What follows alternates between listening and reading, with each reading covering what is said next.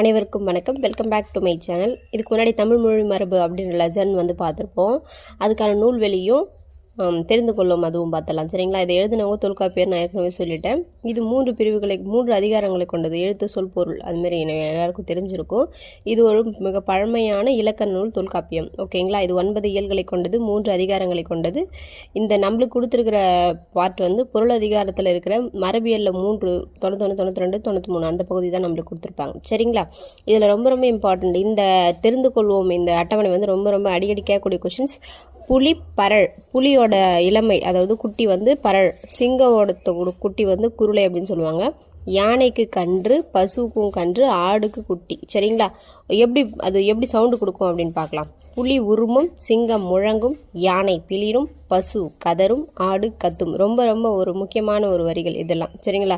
தயவு செஞ்சு இது ரெண்டும் பார்த்து வச்சுக்கோங்க. கண்டிப்பாக டிஎன்பிஎஸ்சியில் அடிக்கடி கேட்கக்கூடிய